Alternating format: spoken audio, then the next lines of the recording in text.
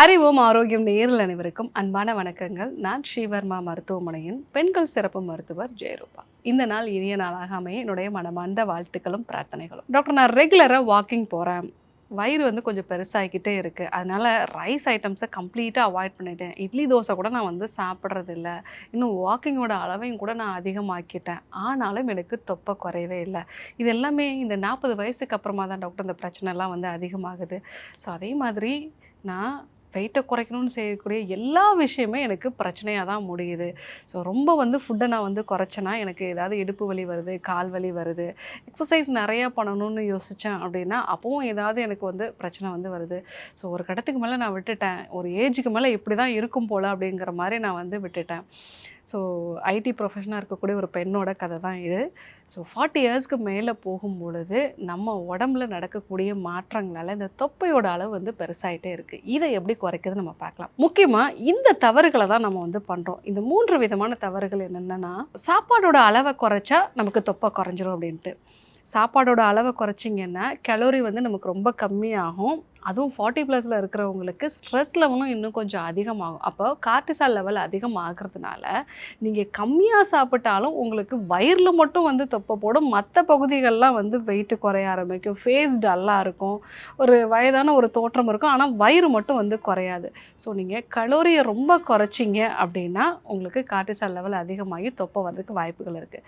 ரெண்டாவது நம்ம நினச்சிட்டு இருக்கக்கூடிய விஷயம் என்னென்னா, அதிகமாக நான் கார்டியோ எக்ஸசைஸ் பண்ணேன்னா வெயிட்டை நல்லா குறைச்சிடலாம், எக்ஸ்ட்ரா வாக்கிங் போனேன்னா நான் குறைச்சிக்கலாம்னு நினைக்கிறாங்க. பட் கார்டியோ எக்ஸசைஸ் மட்டும் பண்ணுறதுனால உங்களுக்கு வெயிட்டு ஓரளவுக்கு குறையும், ஆனால் தொப்பை குறையாது. ஸோ மசில் ஸ்ட்ரென்தனிங் பண்ணால் தான் உங்களுக்கு வெயிட்டு குறையும்.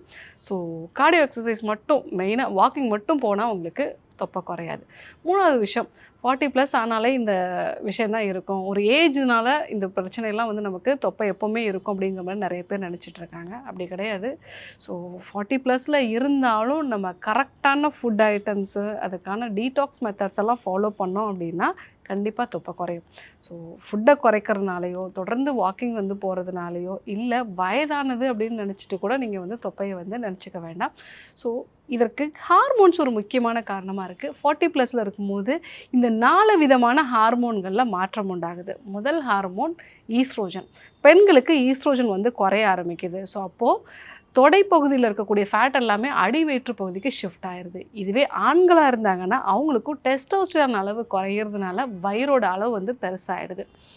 ரெண்டாவது விஷயம், கார்டிசால் ஹார்மோன். இதுக்கு முன்னாடியெல்லாம் பார்த்திங்கன்னா கார்டிசாலை ப்ராப்பராக உடம்பு ஹேண்டில் பண்ணும். பட் இந்த கண்டிஷனுக்கு அப்புறமா அது நம்ம உடம்புல விசரல் ஃபேட்டை இன்க்ரீஸ் பண்ணும். கார்டிசால் லெவல் விசரல் ஃபேட்டோட ரிசப்டாஸை அதிகப்படுத்துறதுனால உடம்புல வேறு இடங்களில் கொழுப்பு படுகிறத விட வயிற்று பகுதியில் தொடர்ந்து நிறைய ஃபேட் ஸ்டோர் ஆக ஆரம்பிச்சிடும். மூணாவது விஷயம், உங்கள் தைராய்டில் சில மாற்றங்கள் உண்டாகும். 40+ இருக்கக்கூடிய நபர்களில் பெண்களை பொறுத்த வரைக்கும் 5 பெண்களில் 1 பெண்ணுக்கு தைராய்டு சம்மந்தமான பிரச்சனைகள் 40 வயசுக்கு மேலே தான் ஸ்டார்ட் ஆகும். அதுவே ஆண்களுக்கும் இந்த தைராய்டோட செயல்திறன் கம்மியாக ஆரம்பிக்குது அப்படின்னா உடம்பு ஃபுல்லாகவே அவங்களுக்கு வாட்டர் பேக் மாதிரி வெயிட் போட ஆரம்பிக்கும். ரொம்ப டயர்டாகவும் ஃபீல் பண்ணுவாங்க. டயட்டும் ஃபாலோ பண்ண முடியாது, அவங்களால எக்ஸசைஸும் ஃபாலோ பண்ண முடியாது.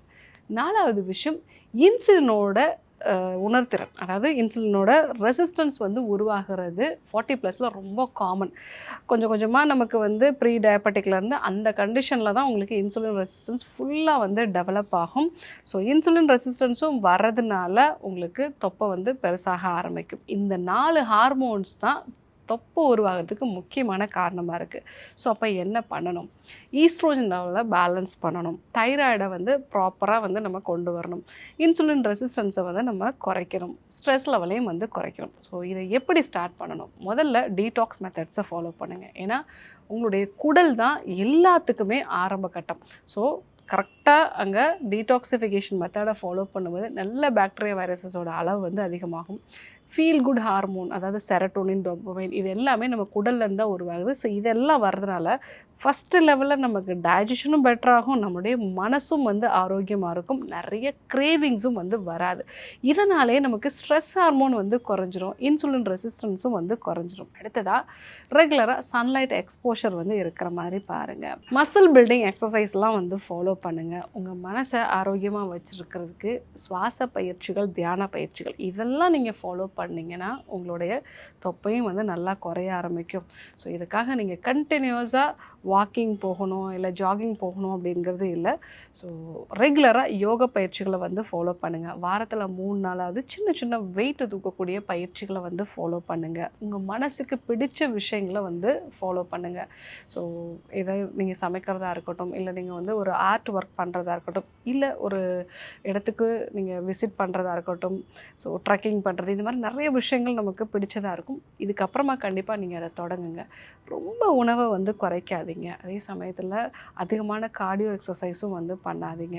ஸோ இன்சுலின் ரெசிஸ்டன்ஸ் வர்ற மாதிரி லேட் நைட்டில் சாப்பிட்றது, இல்லை எல்லா டைமுமே கார்போஹைட்ரேட் அதிகமாக இருக்கக்கூடிய உணவுப் பொருட்களை சாப்பிட்றது, இதெல்லாம் கொஞ்சம் அவாய்ட் பண்ணுங்கள். ஸோ முக்கியமாக உங்களால் வெளியில் சொல்ல முடியாத சப்ரஸ் பண்ண எமோஷன்ஸ் இருந்ததுன்னா அது தைராய்டு லெவல்லையும் பாதிப்புகளை வந்து கொண்டு வரும். ஸோ இதெல்லாம் நீங்கள் அவாய்ட் பண்ணிங்க அப்படின்னாலே கண்டிப்பாக தொப்பையை வந்து குறைச்சிக்க முடியும்.